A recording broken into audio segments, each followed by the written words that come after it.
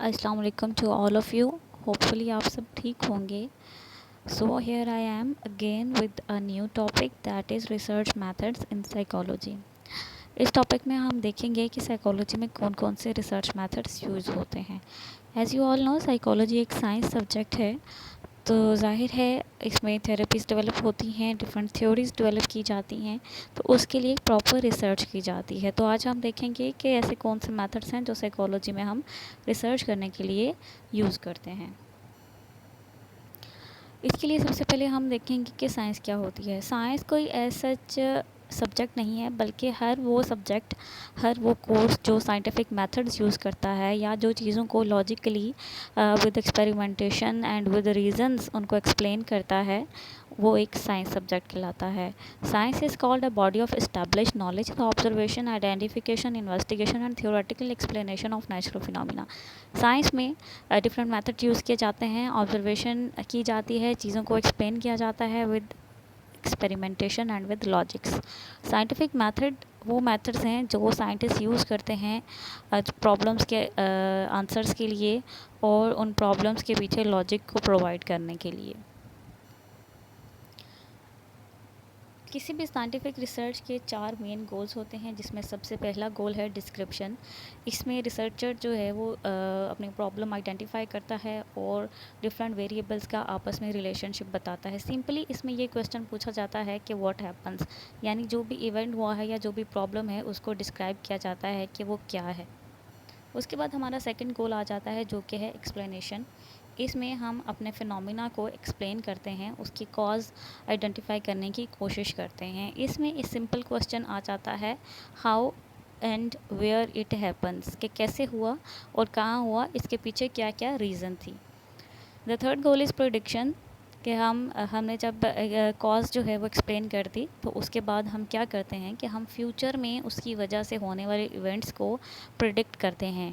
कि for example अगर हम बारिशों के एग्ज़ाम्पल लें कि अगर बारिशें ज़्यादा होंगी, हमने एक्सप्लेन किया कि इस सीज़न में बारिशें ज़्यादा होंगी, तो कुछ स्पेसिफ़िक एरियाज़ में फ़्लड आने के चांसेस हैं। ये हमने प्रेडिक्ट कर दिया कि कुछ स्पेसिफ़िक एरियाज़ ऐसे हैं जहाँ पे फ़्लड आने के चांसेस हैं। अब हम इस प्रेडिक्शन की बेस पे जो हमारा मोस्ट पावरफुल गोल है वो है कंट्रोल और चेंज।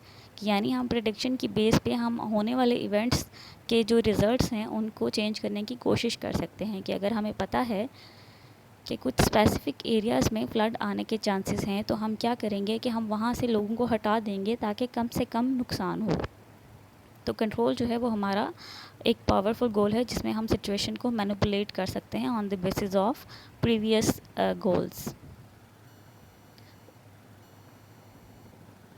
उसके बाद जब हम साइकोलॉजी के बारे में बात कर रहे हैं, तो हम इसके गोल्स को एक्सप्लेन करेंगे कि साइकोलॉजिकल रिसर्च के क्या गोल्स होते हैं।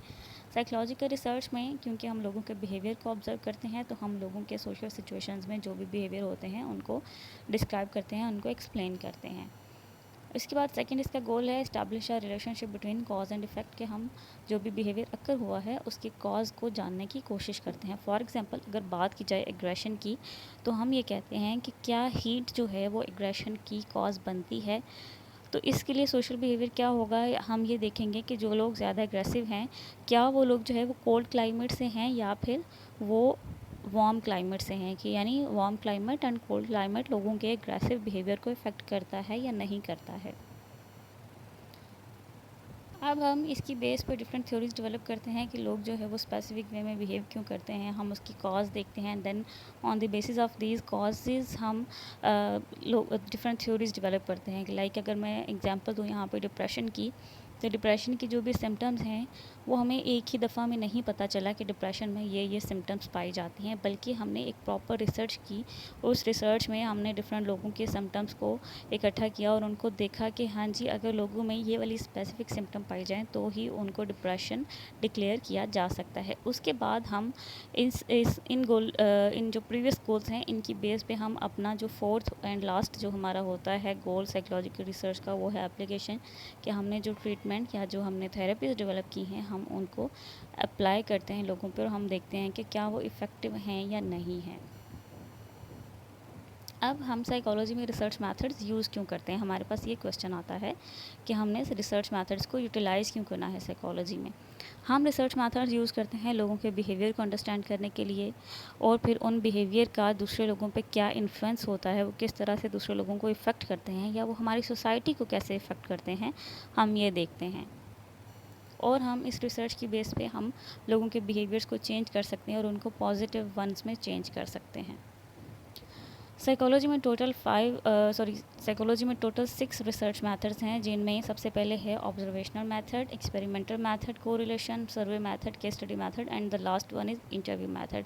5 मैंने इसलिए कहा क्योंकि इंटरव्यू मेथड जो है वो सर्वे मेथड की ही एक सब टाइप है। अब इन मेथड्स की डिटेल हम इंशाल्लाह नेक्स्ट लेक्चर में करेंगे। आज के लिए इतना काफ़ी है। Thank you so much. अल्लाह हाफिज़।